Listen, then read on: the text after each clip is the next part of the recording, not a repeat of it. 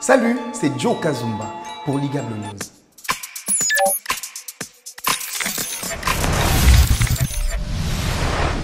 Nous débutons cet hebdo avec la 21e conférence de la CEAC tenue à Kinshasa.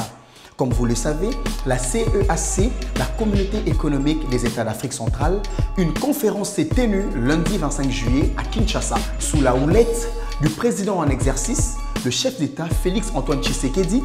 Cette réunion, cette conférence entre chefs d'État et chefs de gouvernement a été axée autour de la question sécuritaire de ce qui se passe à l'est de la RDC.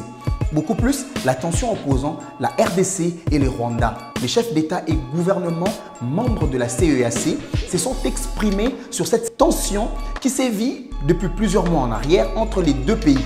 Les différents chefs d'État, après concertation, après cette conférence, ont instruit à la commission de la CEAC d'adhérer à la feuille de route signée à Nairobi pour une cessation de feu entre le M23 et la RDC. En outre, la commission de la CEAC impose un retrait immédiat de troupes de M23 des terres de la RDC. Comme vous le savez, un mini-sommet s'est tenu au Kenya, en Nairobi.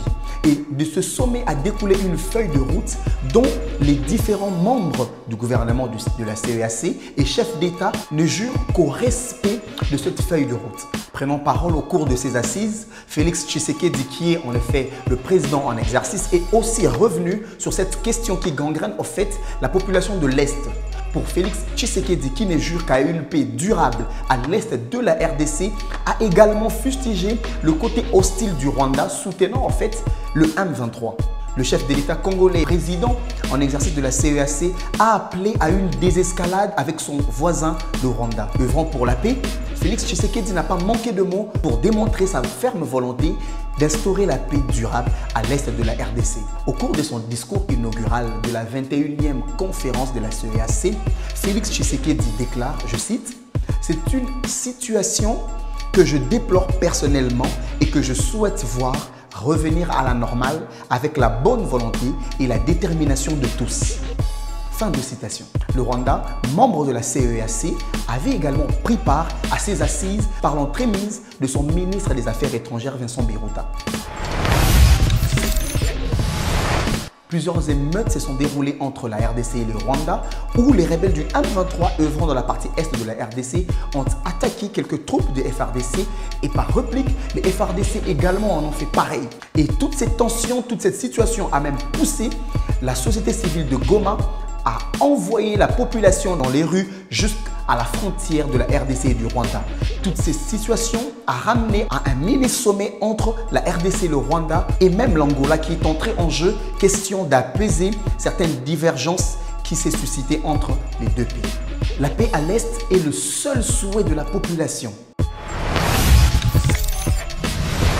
À Goma, il y a une attaque contre les casques bleus.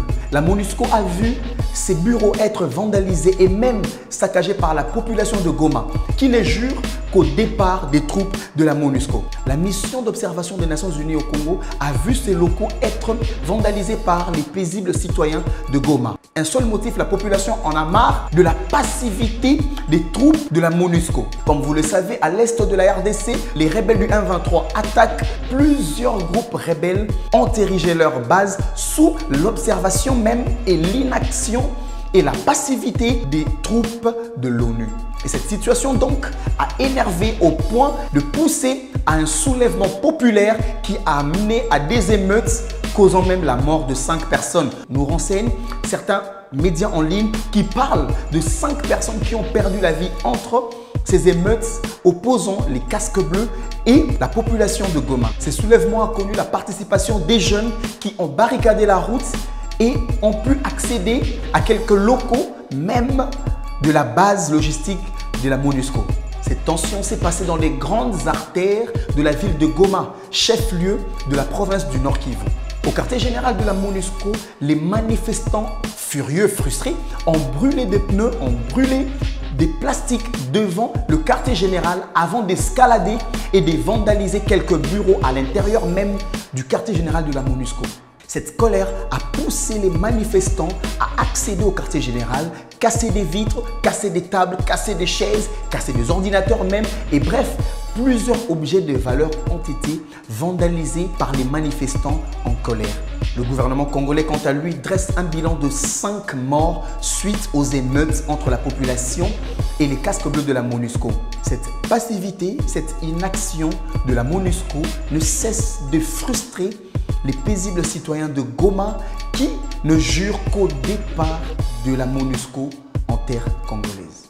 Ce souhait de voir les casques bleus de la MONUSCO partir a été également le seul souhait émis par le président du Sénat, Modeste Bahati Lukwebo.